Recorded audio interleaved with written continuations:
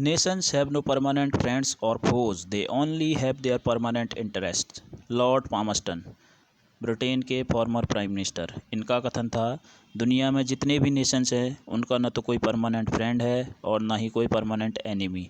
सभी के सभी देश अपना पर्सनल और परमानेंट इंटरेस्ट गेन करने की कोशिश करते हैं। नमस्कार दोस्तों, मेरा नाम है गौरव चंद। द ई नब यूट्यूब चैनल पे आप सभी का स्वागत है। आज हम बात करेंगे इंडिया और चाइना के रिलेशनशिप के बारे में। दोस्तों, अगर आपको ऐसी ही वीडियो और चाहिए तो इस चैनल को सब्सक्राइब कीजिएगा।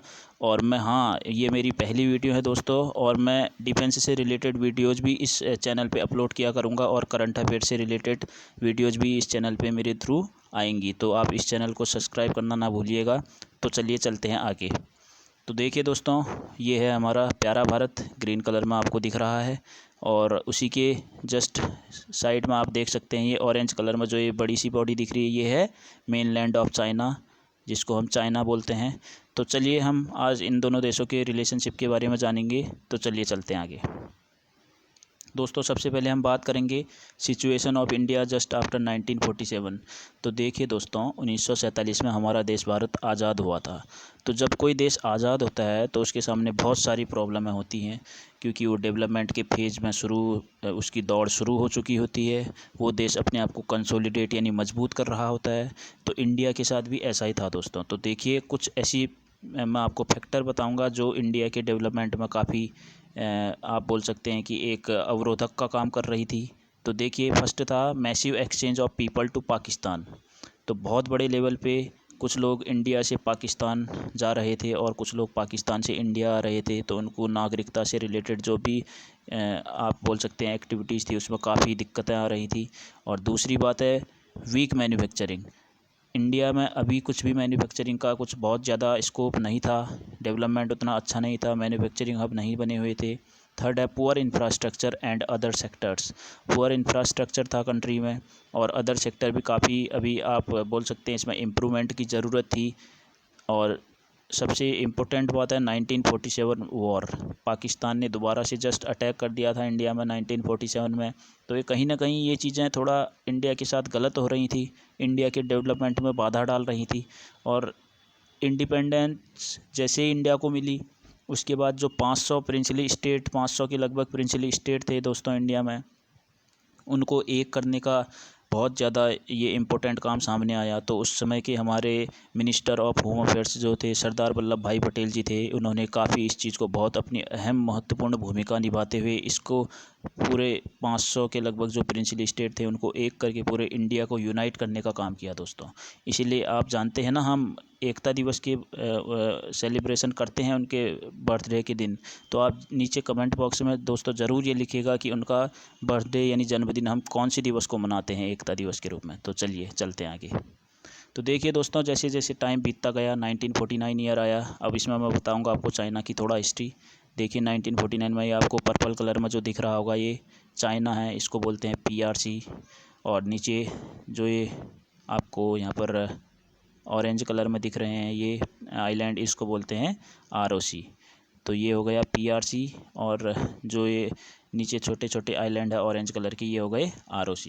तो देखिए दोस्तों, ROC का मतलब होता है रिपब्लिक ऑफ चाइना, और PRC का मतलब होता है पीपल्स रिपब्लिक ऑफ चाइना।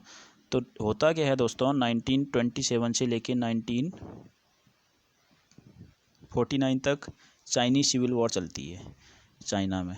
होता क्या है, चाइनीज सिविल वॉर चलती है तो पर्पल कलर वाली जो ये आपको दिख रही होगी PRC, इस पर CPC पार्टी होती है, कम्युनिस्ट पार्टी ऑफ चाइना जिसको बोला जाता है। ये इस पूरे मेन लैंड में चाइना के अपना आधिपत्य हासिल करने में सक्षम हो जाती है और ताइवान को धकेल देती है पीछे। तो ताइवान कहीं ना कहीं सिकुड़ के पीछे आ जाता है। हालांकि ये अपने आप को एक एज ए नेशन मानता है, लेकिन बहुत सारी ऐसी कंट्रीज़ है जो इसको नेशन का दर्जा नहीं देती है दोस्तों। तो इंडिया ने क्या स्टेप लिया था दोस्तों, काफ़ी डिप्लोमेटिक स्टेप लिया था। वो स्टेप था, इसने जो फॉर्मल टाइज रहती है ताइवान के साथ, जो औपचारिक संबंध इंडिया के रहते हैं, उसको ख़त्म करके PRC को एज ए नेशन रिकॉग्नाइज कर दिया था। यानी मेन लैंड जो चाइना की है उसको एक नेशन मान लिया था। यानी कहीं ना कहीं इंडिया इसके साथ रिलेशनशिप शुरू करने के दौर पे था। तो चलिए आगे चलते हैं। अब देखिए 1954 में एक पंचशील ट्रीटी आई, काफ़ी फेमस नेम है, काफ़ी आपने सुना होगा अगर आप कॉम्पिटिटिव एग्ज़ाम की तैयारी करते हैं तो दोस्तों। उस समय के हमारे प्राइम मिनिस्टर थे जवाहरलाल नेहरू जी, उन्होंने इस पंचशील ट्रीटी को इंट्रोड्यूस किया था। और चाइना भी इसमें सिग्नेटरी कंट्री था। चाइना और इंडिया के बीच म्यूचुअल ये कुछ अंडरस्टैंडिंग आप समझ सकते हैं ये ट्रीटी के थ्रू। हालांकि चाइना ने इसका वायलेशन किया, आगे बताऊंगा मैं आपको। लेकिन आप देखिए, मैं आपको फटाफट शॉर्ट में आपको ये बता दूं क्या है ये 5 चीज़ें। देखिए, mutual respect for each others territorial integrity and sovereignty. तो देखिए, इंटीग्रिटी मतलब होता है अखंडता, सोवर्निटी मतलब होता है संप्रभुता। तो एक दूसरे की अखंडता और संप्रभुता को हम रिस्पेक्ट देंगे, यानी बनाए रखेंगे। एकता और अखंडता तो आपको पता है इंटीग्रिटी, लेकिन ये बोलेंगे संप्रभुता क्या होता है, सोवर्निटी। What is sovereignty? तो मैं आपको बताऊंगा। देखो, सोवर्निटी होता है सुप्रीम पावर। किसी भी देश की क्या होती है दोस्तों? सुप्रीम पावर, यानी डिसीजन लेने की सुप्रीम पावर। अगर इंडिया एक सोवरेन कंट्री है तो ये अपना डिसीजन खुद से ले सकता है। इसमें कोई एक्सटर्नल कंट्रीज अपना फोर्स नहीं डाल सकती, अपना प्रेशर नहीं डाल सकती है कोई भी डिसीजन लेने के लिए। तो आपको आशा करता हूँ ये समझ में आया होगा ये वर्ड सोवर्निटी। तो देखिए, दूसरा है म्यूचुअल नॉन एग्रेशन। तो ये जो एग्रेशन रिलेटेड जो भी एक्टिविटीज़ है उसको हम बंद कर देंगे, कोई भी नहीं शुरू करेगा। और थर्ड है mutual non interference in each others internal affairs. एक दूसरे के इंटरनल यानी आंतरिक अफेयर्स, आंतरिक जो मामले हैं उनमें कोई दखलंदाजी, कोई इंटरफेरेंस नहीं करेगा। फोर्थ है इक्वलिटी एंड म्यूचुअल बेनिफिट। एक दूसरे की समानता और म्यूचुअल बेनिफिट को हम देखेंगे और आगे बढ़ेंगे। Peaceful coexistence. तो दोस्तों, एक दूसरे की शांति को हम बरकरार रखते हुए आगे बढ़ेंगे। तो ये थी पंचशील ट्रीटी। अब देखिए होता क्या है, 1951 से 1959 का जो टाइम ड्यूरेशन है, इसमें क्या होता है, तिब्बत दोस्तों अभी तक इन चाइना का पार्ट नहीं था, लेकिन ये अब चाइना का पार्ट बन चुका होता है। और 1959 में जो तिब्बत में रह रहे दलाई लामा थे। अच्छा दोस्तों, देखिए, दलाई लामा बुद्धिज़्म के क्या थे, फॉलोवर थे। और दलाई लामा होते क्या हैं, ये मॉन्क होते हैं। मॉन्क का मतलब एक भिक्षु जिनको बोला जाता है, आपने देखा होगा।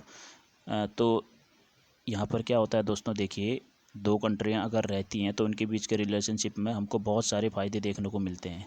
पहली बात तो देखिए, सबसे पहले इकोनॉमिक बेनिफिट हमको मिलता है। और बहुत सारी ऐसी चीज़ें हैं, एजुकेशन के मामले में हम सीखते हैं एक दूसरे देश से। और सबसे इम्पोर्टेंट बात है, हम कल्चर के बारे में सीखते हैं, दूसरे देश का कल्चर क्या है। वो कहीं ना कहीं हमारे अंदर एक पॉजिटिवनेस आती है। आपने देखा होगा चाइना में भी अभी बुद्धिज़्म कैसे फैला। इंडिया में सबसे पहले बुद्धिज़्म था दोस्तों, वहाँ से तिब्बत में फैला, तिब्बत से चाइना में। अभी आपको पता है ना दोस्तों, चाइना में क्या होता है, बहुत बड़े बड़े स्टैचूज है लॉर्ड बुद्धा के। तो कहीं ना कहीं देखिए, ये कहीं ना कहीं एक हमारे अंदर पॉजिटिवनेस लाने में एक सहायक है। हम कुछ ना कुछ सीख रहे हैं, दूसरे के देश से, कंट्री से सीख रहे हैं। तो ये बहुत इंपॉर्टेंट चीज़ है। तो चलिए चलते हैं आगे। अब देखिए 1959 में क्या हुआ, दलाई लामा इंडिया आ गए वहाँ से, और इंडिया ने इनको शरण दे दी अपने वहाँ रहने के लिए। तो इस बात से चाइना को कहीं ना कहीं एक आघात पहुँचता है 1959 में। वो क्या करता है, वो शिमला एकॉर्ड होता है दोस्तों एक, उस शिमला एकॉर्ड को और मैकमोहन लाइन, अभी मैं बताऊंगा। मैकमोहन लाइन एक बॉर्डर लाइन है अरुणाचल प्रदेश में चाइना के साथ जो लगती है, उसको मानने से मना कर देता है 1959 में। और ये बोलता है कि जो तिब्बत था उस समय, उसके साथ ये एकॉर्ड हुआ था शिमला का।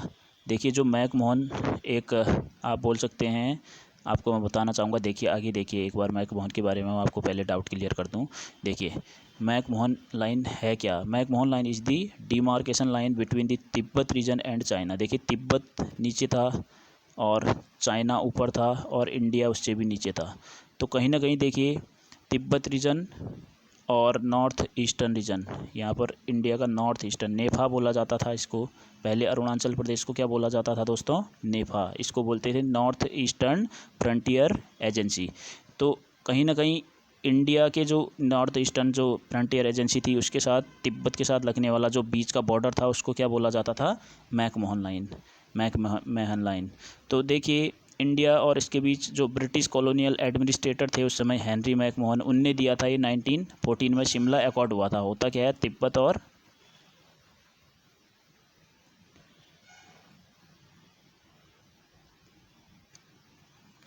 तिब्बत और इंडिया के बीच हो जाती है एकॉर्ड। एकॉर्ड कौन करता है? ब्रिटिश कॉलोनियल जो एडमिनिस्ट्रेटर थे उस समय के, हेनरी मैकमोहन, वो करते हैं एकॉर्ड 1914 में। अब चाइना इसको क्यों बोलता है कि भाई ये मैं नहीं मान रहा हूँ, वो इसलिए बोलता है, वो बोलता है कि तिब्बत उस समय सोवरन नहीं था अपने आप के, जो अभी बताया मैंने सोवरन का आपको मीनिंग, वो अपने आप में कैपेबल नहीं था डिसीजन लेने के लिए। अब वो मेरा पार्ट बन चुका है, तो मैं उसकी बातों को अपने पास रख के ये नहीं मान सकता कि जो अरुणाचल प्रदेश है वो आपकी टेरिटरी है। तो कहीं ना कहीं वो ये सोचता है कि वो मैकमोहन लाइन को ना मान के अरुणाचल प्रदेश को अपने हिस्से में कर ले। तो देखिए दोस्तों, यहाँ पर पंचशील का आपको वायलेशन देखने को मिल रहा है धीरे धीरे। तो चलिए आगे चलते हैं, मैं आपको थोड़ा सा ये ब्रीफ व्यू दे देता हूँ। ये देखिए, ये अक्साई चीन है, अभी 1962 की वॉर हुई नहीं है, अभी अभी मैं बताऊँगा जब होगी तो उसके बाद क्या होता है। यहाँ पर ये है मैकमोहन लाइन, जो ये रेड कलर में अरुणाचल प्रदेश दिख रहा है दोस्तों। यहाँ पर देखिए तिब्बत का बॉर्डर पड़ता था, अब 1951 में चाइना का पार्ट बन गया है तिब्बत। तो अब ये बॉर्डर चाइना के साथ हम शेयर करते हैं। तो ये अरुणाचल प्रदेश नीचे है और ऊपर से चाइना है। तो चलिए, तो देखिए दोस्तों, 1959 में क्या करता है, अपनी धीरे धीरे इन्वेजन बढ़ाता है चाइना इंडियन टेरिटरी में। सिक्किम को अपना बताता है, भूटान को भी अपना बताता है। और 1961 में इस इन्वेजन को देखते हुए हमारे उस टाइम के प्राइम मिनिस्टर जवाहरलाल नेहरू जी क्या करते हैं, फॉरवर्ड पॉलिसी को इंट्रोड्यूस करते हैं। देखिए दोस्तों, फॉरवर्ड पॉलिसी ज़्यादा कुछ नहीं, बस ये है कि अगर कोई कंट्री अगर आपके टेरिटरी पे इन्वेजन कर रही है तो आप उसके लिए एक्शन ले सकते हैं, उसको रोक सकते हैं। तो कहीं ना कहीं इससे चाइना को आघात पहुंचता है और 1962 में वो अल्टीमेटम दे देता है कि वॉर होगा। तो साइनो इंडिया वॉर होता है दोस्तों 1962 में। बहुत ही घातक वॉर इसको आप बोल सकते हैं। साइनो का मतलब होता है चाइना, कन्फ्यूज मत होइएगा। Sino India means China India war. तो देखिए, मैं आपको बताऊंगा 2 जगह से ये वॉर होता है। JNK में, जो ये आपको डॉट दिख रहा होगा, ये रेजांगला है, ये लद्दाख रीजन है, और उसके अंदर रेजांगला है। यहाँ पर वो चाइना जो PLA है, पीपल्स लिबरेशन आर्मी, यहाँ पर अटैक करती है। और जो ये अरुणाचल प्रदेश आपको दिख रहा होगा, ईस्टर्न नॉर्थ ईस्टर्न स्टेट, यहाँ पर तवांग एक सिटी है, एक टाउन है इसको बोल सकते हैं, यहाँ पर अटैक करती है। दोनों जगह ये अलग अलग जगह से अटैक करते हैं। तो देखिए दोस्तों, मैं आपको रेजांगला के बारे में पहले ही बताना चाहता हूँ। अगर आप एक डिफेंस एस्पिरेंट हैं तो ये आपके लिए मोस्ट इम्पोर्टेंट है दोस्तों। इतना इम्पोर्टेंट है कि बहुत ज़्यादा इम्पोर्टेंट है। आपको इसके बारे में मस्ट, ये एकदम इम्पोर्टेंट चीज़ है, इसके बारे में आपको बहुत ज़्यादा ज़रूरी होना चाहिए कि आप इसके बारे में जानते हैं। तो रेजांगला में मैं आपको ब्रीफ व्यू दूंगा। आप कमेंट बॉक्स में इसके बारे में अगर आपको आता है तो कमेंट कीजिए, अदरवाइज़ अगर आपको नहीं भी आता है तो आप कमेंट बॉक्स में गूगल के थ्रू पढ़ के उसको आप लिखिए। जितना आप लिखेंगे उतना आपके लिए बेनिफिट होगा। तो देखिए दोस्तों, होता क्या है, 120 सोल्जर्स हमारे इंडियन आर्मी के रहते हैं यहाँ पर। वो क्या करते हैं, यहाँ पर जो इनके मेजर रहते हैं, कंपनी को जो आप बोल सकते हैं कि चला रहे होते हैं, मेजर शैतान सिंह। ये पोस्टमसली इनको परमवीर चक्र मिल चुका है, मेजर शैतान सिंह। तो ये इस कंपनी को लीड कर रहे होते हैं। वॉर इतना अदम्य साहस के साथ लड़ते हैं दोस्तों ये। इसमें से 114 लोग शहीद हो चुके होते हैं हमारे, 5 लोग प्रिजनर ऑफ वॉर बना जा चुके होते हैं, मतलब इनको कैद कर लिया गया चाइना के द्वारा। और एक को भेजा जाता है कि तुम बताओ जाओ कि हम वॉर हार चुके हैं, इंडिया को ये बताओ, ऐसा करके।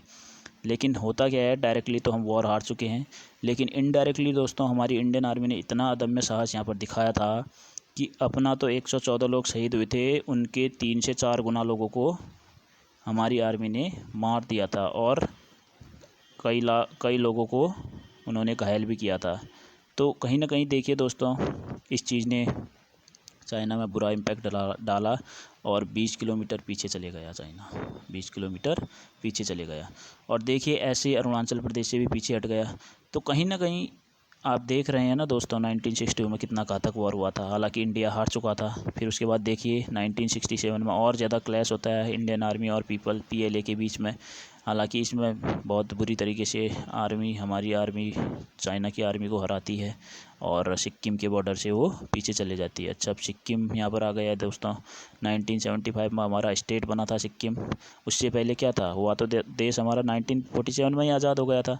लेकिन फिर ऐसा क्या हुआ कि 1975 में हमारा ये स्टेट बना, तो इसके बारे में आपको बताता हूँ। देखिए 1947 से यहाँ पर मोनार्की चल रही थी। मोनार्की का मतलब क्या होता है दोस्तों, राजशाही, राजतंत्र चल रहा था वहाँ। एक चौग्याल नाम के राजा राज करते थे। और Sikkim then was an Indian protectorate था इंडिया, बस डिफेंस और एक्सटर्नल अफेयर्स के मामले देखता था। उसके अलावा इंडिया उस समय कुछ नहीं करता था, शासन पूरा चौग्याल राजा चलाते थे वहाँ पर।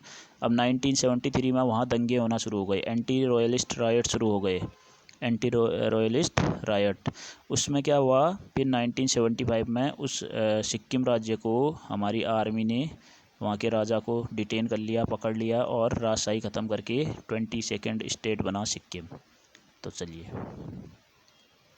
देखिए, अब कुछ अनस्टेबल सिचुएशन थी। क्या अनस्टेबल सिचुएशन थी आपको पता है दोस्तों, 1962 से लेके कुछ ऐसी अनस्टेबल थी कि सिचुएशन सही नहीं हो रही थी। तो ये कहीं ना कहीं 2003 देखिए, जब अटल बिहारी वाजपेयी जी गए तब तक वो सिचुएशन इंडिया और चाइना के रिलेशनशिप के बारे में जो डिस्प्यूट पैदा कर रही थी, तो एक अच्छे रिलेशन नहीं थे। तो आपने सुना होगा, जब कोई अच्छा चीज़ नहीं होता है, जब कोई दुश्मन बन जाता है, तो दुश्मन अपने दुश्मन के दुश्मन को अपना दोस्त बना लेता है। तो ऐसा ही चाइना के साथ भी था। चाइना ने पाकिस्तान को अपना दोस्त बना लिया था, क्योंकि वो जानता था पाकिस्तान इंडिया का क्या है दोस्तों, दुश्मन है। तो 1965 में जैसे वॉर हुई पाकिस्तान के साथ, तो इसमें चाइना ने डायरेक्टली फुल सपोर्ट किया पाकिस्तान को इंडिया के अगेंस्ट आने के लिए। और 1998 में जैसे पोखरण टेस्ट हुआ था, तो कहीं ना कहीं ये इसने भी काफ़ी कंडीशन को और ज़्यादा बुरा बना दिया। इंडिया और चाइना के रिलेशनशिप और ज़्यादा इससे डिक्लाइन की तरफ चले गए। और फिर इस चीज़ को देखते हुए 2003 में अटल बिहारी वाजपेयी जी ने चाइना का विजिट किया, और उसमें कहीं ना कहीं रिलेशनशिप को फिर देखा गया कि हाँ, थोड़ा सा अब अच्छे दिखाई दे रहे हैं। और नाथुला पास को अगेन ओपन कर लिया गया। देखिए, नाथुला पास सिक्किम में एक पास है। पास का मतलब क्या होता है दोस्तों, अच्छा, ला का मतलब क्या होता है दोस्तों, ला एक तिब्बतन लैंग्वेज में पास को बोलते हैं। पास होता है एक प्लेस से दूसरे प्लेस को जो जोड़ता है रास्ता, उसको पास बोलते हैं। ये 1962 में ही बंद हो चुका था, जब हमारा इन्वेजन चाइना ने जब अटैक किया था, जब वॉर हुई थी 1962 की, तो उसके बाद इसको अब खोल दिया गया। 44 ईयर्स बाद ये खुला था। अब देखिए चाइना ने क्या किया, China recognise Sikkim as an state. ये सबसे बड़ी बात है। अभी तक चाइना सिक्किम को अपना स्टेट नहीं मानता था, लेकिन अब वो सिक्किम को स्टेट मानने लगा। लेकिन एक कंडीशन उसने रखी कि भाई आप भी तिब्बत को हमारा स्टेट मानेंगे। तो इंडिया ने बोला ठीक है, तिब्बत अब से PRC का एक स्टेट है। और चाइना ने बोला ठीक है भाई, सिक्किम भी एक स्टेट है। तो आप समझ गए होंगे। तो चलिए चलते हैं आगे। देखिए, मैंने आपके लिए एक कटिंग न्यूज़पेपर की लगा रखी है, टाइम्स ऑफ इंडिया की है। Nathu La pass reopens after for trade after 44 years. तो देखिए 44 सालों बाद नाथुला पास खुला है। देखिए 14,500 फीट की ऊंचाई पर है, और 44 ईयर्स बाद खुलेगा, ऐसा इस न्यूज़पेपर में लिखा है। ठीक है दोस्तों, तो चलिए चलते हैं आगे। अब देखिए सम इश्यूज़, कुछ इश्यूज़ हैं यहाँ पर, मैं आपको बताना चाहूँगा। Nuclear suppliers group NSG, CPCOBOR, मैं पूरा आपको डिस्कस करूँगा दोस्तों डिटेल में। Doklam tri junction, LAC and McMahon के बारे में मैं आपको बता चुका हूँ। सॉरी, ये स्पेलिंग थोड़ा यहाँ पर दोस्तों MAHON है, मैकमोहन। ये ब्रिटिश एडमिनिस्ट्रेटर थे उस टाइम के। तो देखिए करंट स्टैंड ऑफ नाथुला पास और पेंगोंग लेक के पास जो करंटली स्टैंड ऑफ हुआ है, आप अगर करंट अफेयर से अवगत रहते हैं तो आपको पता होगा, अभी हुआ है हाल ही में। और UNSC permanent membership South China Sea, इन सब के बारे में हम डिस्कस करेंगे दोस्तों। मैं आपको पहले एक टॉपिक ये बता दूं, UNSC permanent membership United nation security council है दोस्तों। उसमें क्या है, 5 मेंबर परमानेंट रहते हैं, जिनमें से चाइना भी एक है। लेकिन चाइना इंडिया की हमेशा अगेंस्ट में वोटिंग करता है कि ये UNSC का परमानेंट मेंबर नहीं होना चाहिए। तो ये कहीं ना कहीं देखिए दोस्तों, ये सिक्योरिटी काउंसिल है, सुरक्षा को लेके ये पूरे वर्ल्ड में नज़र अपनी रखती है। तो इंडिया चाहता है कि कहीं ना कहीं, अगर चाइना चाहता है कि इंडिया उसके जैसा पावरफुल नेशन नहीं होना चाहिए, कहीं ना कहीं इंडिया से उसको एक डर है, इसीलिए वो हमेशा इसके अगेंस्ट वोटिंग करता है। तो चलिए हम देखेंगे न्यूक्लियर सप्लायर्स ग्रुप, ये है क्या। देखिए NSG is a multi lateral export control body. ये एक्सपोर्ट को कंट्रोल करती है, बहुत सारे देशों के बीच में होती है, और इसमें 2 या 2 से ज़्यादा देश एक दूसरे से मल्टीपल एक्सपोर्ट कर सकते हैं और इंपोर्ट भी कर सकते हैं। A group of nuclear suppliers countries that seeks to prevent nuclear proliferation. ठीक है दोस्तों, NPT आई थी एक, न्यूक्लियर प्रोलिफरेशन ट्रीटी। तो ये कहीं ना कहीं इस चीज़ को जो प्रिवेंट करते हैं, उस चीज़ से रिलेटेड एक ग्रुप है न्यूक्लियर का, न्यूक्लियर सप्लायर ग्रुप्स। ये देशों का एक ग्रुप है जो एक्सपोर्ट करते हैं। सपोज यूरेनियम एक्सपोर्ट कर रहे हैं, थोरियम एक्सपोर्ट कर रहे हैं, इनसे क्या बनता है दोस्तों, न्यूक्लियर वेपन बनते हैं ना। तो न्यूक्लियर वेपन्स के लिए जो मटेरियल है, इसको ये एक्सपोर्ट कर रहे हैं एक दूसरे देशों में, तो ये उस देशों का ग्रुप है। तो आप देख सकते हैं इंडिया को इसमें शामिल नहीं किया गया। वो क्यों? चाइना की वजह से। चाइना इसमें हमेशा इंडिया को इस बात का हवाला देता है कि वही चाइना, इंडिया एनपीटी का मेंबर नहीं है, इसने सिग्नेटरी नहीं है, एनपीटी नॉन जो प्रोलिफरेशन ट्रीटी थी उसको साइन नहीं किया है, तो इंडिया क्या नहीं कर सकता है, एनएसजी में नहीं आ सकता है। हालांकि इंडिया ने कई बार ये साफ किया है कि इंडिया ने खुद 1998 में परमाणु जो परीक्षण किया है वो उसमें सफल रहा है, और एक परमाणु शक्ति है, न्यूक्लियर पावर है इंडिया, उसको परमिशन दे दी जानी चाहिए न्यूक्लियर सप्लायर्स ग्रुप में। लेकिन चाइना की मना की वजह से और लोग भी इसको, कई इसके बहुत सारे कंट्रीज ऐसे हैं जो इंडिया के अगेंस्ट में बोलते हैं। तो कहीं ना कहीं इंडिया को इस चीज़ का लॉस है। देखिए लॉस क्या क्या है, फॉरेन न्यूक्लियर एनर्जी इन्वेस्टमेंट। तो जो फॉरेन से जो देश आएंगे इंडिया में इन्वेस्टमेंट करने में डरते हैं। ऐसा क्यों? सिंपल सी बात है दोस्तों, अगर आप एक कंट्री के हेड हैं और इंडिया में आपको आना है, या फिर एक ऐसी कंट्री में जाना है जहाँ पर एनएसजी की सदस्यता उस कंट्री को है, तो आप कौन सी देश में जाएंगे? सिंपल बात है ना, आप एनएसजी वाली देश में जाएंगे, क्योंकि वहाँ आपको फुल फ्री ट्रेड की पूरी आपको व्यवस्था दी जाएगी। इंडिया में ऐसा नहीं होगा, क्योंकि एनएसजी का मेंबर नहीं है, तो एक्सपोर्ट में कुछ ना कुछ लिमिटेशन यहाँ पर रहेगी। तो कंट्री इस चीज़ों को देख के घबराती हैं, तो यहाँ पर नहीं आती है। और दूसरी बात, खुद इंडिया इंटरनेशनल लेवल पे इंपोर्ट और एक्सपोर्ट नहीं कर सकता है न्यूक्लियर मटेरियल्स का। और चाइना तो चाहता ही है कि इंडिया के पास हाई पावर नहीं हो, हाई टेक्नोलॉजी नहीं हो।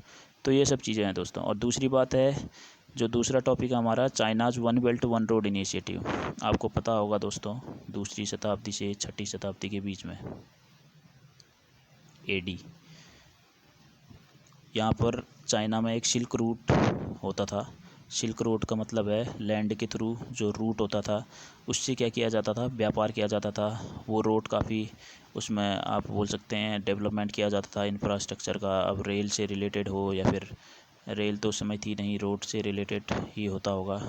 और ऐसे ही लैंड के थ्रू जो जाता था उसको सिल्क रोड बोलते थे, और जो मैरीटाइम के थ्रू जाता था उसको मैरीटाइम सिल्क रोड बोलते थे, यानी सी रूट था जो। ठीक है दोस्तों, इसी को चाइना ने आगे कंटिन्यू करा, इसी को डेवलप किया, और एक नया इनिशिएटिव लाया, वन बेल्ट वन रोड। इसी को डेवलपमेंट करके, वन बेल्ट का मतलब है दोस्तों, जो ये लैंड के थ्रू जो ट्रैवल करेगा, जो ट्रांसपोर्ट करेगा मटेरियल्स को, एक्सपोर्ट या इंपोर्ट करेगा। और वन रोड का मतलब है सी के थ्रू इंपोर्ट या एक्सपोर्ट करेगा चीज़ों को। तो ये सब चीज़ें थी दोस्तों। कहीं ना कहीं चाइना, देखिए हर कोई देश, मैं आपको पहले ही बता चुका हूँ, अपना मतलब देखते हैं। जैसे चाइना में सीपीईसी चाइना ने गुजारी है पीओके से, पाकिस्तान से होते हुए, मैं आपको डिस्कस करूँगा। वो भी ओबीओआर का ही पार्ट है। ओबीओआर यानी वन बेल्ट वन रोड का पार्ट है। तो देखिए दोस्तों, इसमें चाइना केवल और केवल अपना मतलब देख रहा है। उसने अपने ही एम्प्लॉई दूसरे कंट्रीज़ में इस चीज़ को डेवलप करने के लिए भेजे हैं। ये बोलता है कि मेरे जो एम्प्लॉयज़ हैं वो एकदम स्किल्ड हैं, और आपके एम्प्लॉयज़ स्किल्ड नहीं है, हमारी टेक्नोलॉजी को यूज़ या हैंडल सही से नहीं कर पाते हैं, तो इसमें टाइम लगता है, इसलिए मैं अपने ही एम्प्लॉय को भेजूँगा। तो डायरेक्टली कहीं ना कहीं वो एम्प्लॉयमेंट भी अपने ही लोगों को दे रहा है, और इंपोर्ट एक्सपोर्ट करने में उसी को खुद फ़ायदा हो रहा है। तो ये देखिए कितना एक, आप बोल सकते हैं कि नीति उसकी समझ सकते हैं। तो देखिए सीपीसी में, जैसा कि मैंने अभी आपको बताया, चाइना पाकिस्तान इकोनॉमिक कॉरिडोर, ये क्या है, ओबीओआर का ये एक इनिशिएटिव है करके समझ लीजिए। कासगर शिनजैंग से शुरू होता है। ये शिनजैंग एक प्रोविंस है चाइना का, वहाँ पर एक कासगर जगह है, वहाँ से ये शुरू होता है प्रोजेक्ट। रेल रोड और हाईवेज इसमें बने हुए हैं, काफ़ी जो इंफ्रास्ट्रक्चर डेवलपमेंट का ध्यान दिया जाता है वो चीज़ें हैं। और ये जाता है ग्वादर पोर्ट तक। ग्वादर पोर्ट पाकिस्तान का एक पोर्ट है जिसको चाइना ने डेवलप किया है, यानी पाकिस्तान को इसने दे दिया है लीज पे। तो ये है ग्वादर पोर्ट। तो दोस्तों ये चीज़ें थी, ये सीपीसी आपको समझ में आ गया होगा। तो चलिए आगे चलते हैं। डोकलाम इशू। अब देखिए डोकलाम इशू 2017 में इसने अपना यहाँ पर प्लेस लिया था, जगह ली थी। 2017 में ये देखने को आया था डोकलाम प्लेस। इसमें हुआ क्या था, ये देखिए डोकलाम में, ये है डोकलाम, भूटान की एक टेरिटरी है। इसको ये क्लेम करता है चाइना। यहाँ पर बिना भूटान को इन्फॉर्मेशन दिए 2017 में रोड का कंस्ट्रक्शन शुरू कर दिया चाइना ने। तो फिर भूटान ने क्या किया, इंडियन आर्मी से मदद मांगी। यहाँ पर इंडियन आर्मी आई, फिर पीएलए को पीछे भेजा गया। तो कहीं ना कहीं देखिए ट्राई जंक्शन है यहाँ पर, भूटान, इंडिया और चाइना के साथ कनेक्शन है, तो इसीलिए इसको ट्राई जंक्शन बोलते हैं। तो ये सब चीज़ें देखिए दोस्तों, दूसरे देश को भी काफ़ी चाइना परेशान करता हुआ आ रहा है। अच्छा, अब देखिए लास्ट में है साउथ चाइना सी। देखिए दोस्तों, साउथ चाइना सी में दो इम्पोर्टेंट जो आइलैंड है, पैरासेल और स्प्रैटली है। इन दोनों आइलैंडों में बहुत ज़्यादा खनिज की मात्रा है, बहुत ज़्यादा एक आप बोल सकते हैं ऑयल का भंडार छुपा हुआ है। तो चाइना कहीं ना कहीं इसमें अपनी नज़र गड़ाए हुए बैठा है। उसको लगता है कि वो इस चीज़ को अगर ले लेगा तो उसकी इकोनॉमिक कंडीशन काफ़ी हद तक बेहद अच्छी और सुरक्षित हो जाएगी और काफ़ी डेवलपमेंट देश को मिलने को आएगा। इसलिए वो यहाँ पर हमेशा अपना क्लेम दिखाता है कि ये टेरिटरी मेरी है। उसने यहाँ पर 9 डॉट ऐसे बना रखे हैं जिसको 9 डॉट लाइन्स बोलते हैं। इसके अंदर की टेरिटरी को अपने आप को घोषित करता है। अब देखिए यहाँ पर और भी ऐसे नेशंस हैं जो इसको मानते हैं। जैसे फिलीपींस बोलता है कि ये मेरी टेरिटरी है, यहाँ पर मेरी नज़दीक है। वियतनाम के साथ चाइना का खुद ही मुठभेड़ उसकी है, एक दूसरे की बनती नहीं है। ब्रुनेई जैसे ये क्लेम करता है। मलेशिया और इंडोनेशिया भी यहाँ पर क्लेम करते हैं। बहुत सारे तो ये नेशन है कहीं ना कहीं इसको क्लेम करते हैं कि, और यूएसए ने भी इसमें कहीं ना कहीं शांति को बनाए रखने के लिए अपने नेवी के जो है फ्रिगेट वगैरह और नेविगेटर यहाँ पर समुद्री जहाज़ भेजता है हमेशा। मालाबार का नाम सुना होगा आपने, इंडिया, जापान और यूएसए के बीच में होती है, ताकि इसमें जो ये सी रीजन है इसमें चाइना का आधिपत्य ना हो या किसी और कंट्री का आधिपत्य ना हो, उस चीज़ को नज़र रखने के लिए बनाते हैं। जैसे और बहुत सारी मैं आपको बताना चाहूँगा। देखिए यहाँ पर सबांग पोर्ट है, इंडोनेशिया और चाइना मिलकर इसको डेवलप कर रहे हैं। तो कहीं ना कहीं देखिए दोस्तों, यहाँ पर चाइना को भी लगता है कि वो इसमें अगर कल के दिन एकाधिकार लेने में असफल रहा, तो इसीलिए अभी आपने OBOR देखा था, यानी one belt one road initiative. तो उसको लगता है कि अगर वो यहाँ सी के थ्रू अगर ट्रांसपोर्ट नहीं कर पाया, तो कल के दिन वो वन बेल्ट वन रोड के थ्रू लैंड के थ्रू, जो ये वन बेल्ट वाली रोड है, लैंड के थ्रू अपना ट्रांसपोर्ट करता रहेगा। लेकिन अब इस सी रूट में वो इतना ध्यान क्यों देता है, इतना इंपॉर्टेंस क्यों देता है इसको? वो इसलिए देता है दोस्तों, देखिए मलक्का जो स्ट्रेट है वो मलेशिया और नीचे है ये वाला जो कंट्री आपको दिख रहा है ग्रीन कलर में, ये है इंडोनेशिया, ये है मलेशिया। तो इन दोनों के बीच जाती है मलक्का स्ट्रेट। तो ये मलक्का स्ट्रेट दोस्तों आप मान सकते हैं एक दिन में 10 million barrel 10 million barrel per day के हिसाब से इसमें से ट्रांसपोर्ट होता है ऑयल का। तो समझ रहे हैं ना दोस्तों, पर डे 10 मिलियन अगर बैरल अगर कहीं से ट्रांसपोर्ट हो रहा है, कितना BGS रूट होगा, कितना यहाँ पर से ट्रांसपोर्ट होता होगा। तो इसी को इम्पोर्टेंस देता है चाइना। तो आप समझ गए होंगे साउथ चाइना सी के बारे में। अब देखिए जो लास्ट स्लाइड्स है मेरी, उसके बाद मेरी स्लाइड्स हो गई ख़त्म और ये वीडियो का एंड होता है। लेकिन लास्ट में मैं आपको बता दूं, अभी भी देखिए ये इकोनॉमिक टाइम्स की न्यूज़ है, PLA and Indian army stand of.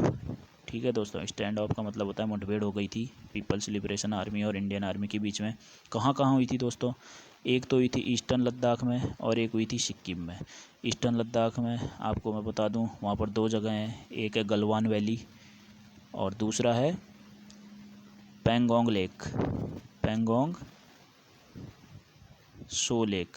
अच्छा, सो का मतलब तिब्बत में लेक को ही बोलते हैं। पैंगोंग लेक है जिसका 75% का भाग चाइना में पड़ता है। लद्दाख में हमारा बचा हुआ 25% यानी 43 किलोमीटर के लगभग, ये आप बोल सकते हैं कि इसका इतना पार्ट हमारे इंडिया में है। तो यहाँ पर से इन्वेजन किया था और गलवान वैली में 3 जगह से, ये गलवान वैली है तो यहाँ पर 3 जगह से इन्वेजन कर दिया था और एक जगह से पैंगोंग लेक में। तो 4 जगह से तो इनने लद्दाख में किया और सिक्किम में तो किया ही किया। हालांकि अब सिचुएशन डिप्लोमेटिक बातें हुई हेड चाइनीज आर्मी और इंडियन आर्मी के हेड्स के बारे में, तो सिचुएशन को कंपोज कर दिया गया है, शांत कर दिया गया है। लेकिन कहीं ना कहीं आपको दिख रहा होगा कि चाइना किस तरह से इंडिया को प्रेशराइज कर रहा है। तो आपको क्या लगता है दोस्तों, ये प्रेशराइज क्यों कर रहा होगा? आपको मैं बता दूं, जैसे WHO में अभी मीटिंग हुई थी, वर्ल्ड हेल्थ असेंबली की एक मीटिंग हुई थी जिसके प्रेसिडेंट है हमारे हेल्थ मिनिस्टर। तो उन्होंने इस बात का सपोर्ट किया था कि USA और अदर कंट्रीज़ थी जिनमें इंडिया ने सपोर्ट दिया था कि लेबोरेटरी जो वुहान की है वहाँ पर कोरोना वायरस फैलने का हमको संकेत मिला है, तो उस चीज़ की चेकिंग होनी चाहिए। तो कहीं ना कहीं इंडिया ने सपोर्ट किया था। तो इसी बात को लेकर चाइना ये दिखाना चाहता है कि अगर आप इस चीज़ को सपोर्ट करेंगे तो हम आपको प्रेशराइज करते रहेंगे इन चीज़ों में। जो एक्सटर्नल आपकी सिक्योरिटी है उस पर बजट ज़्यादा आएगा आपका, हम आपको परेशान करते रहेंगे। तो ये कहीं ना कहीं एक नेगेटिव सेंस आपको दिखाता है कि आप इस तरह की हरकतें कर रहे हैं। लेकिन चाइना तो चाइना है दोस्तों। तो आप, आशा करता हूँ आप ये मेरी वीडियो समझ गए होंगे। तो ये था मेरी वीडियो का एंड, और नीचे कमेंट बॉक्स में लिखिएगा दोस्तों आपको वीडियो कैसी लगी। और हाँ, डिफेंस से रिलेटेड और करंट अफेयर से रिलेटेड अगर आपको वीडियो चाहिए तो आप नीचे कमेंट बॉक्स में लिखिएगा आपको किस तरह की वीडियो चाहिए, मैं आपकी पूरी सहायता करूँगा। और हाँ, कमेंट बॉक्स में ये भी लिखिएगा दोस्तों कि वीडियो आपको कैसा लगा। तो चलिए चलते हैं दोस्तों, थैंक्स अ लॉट।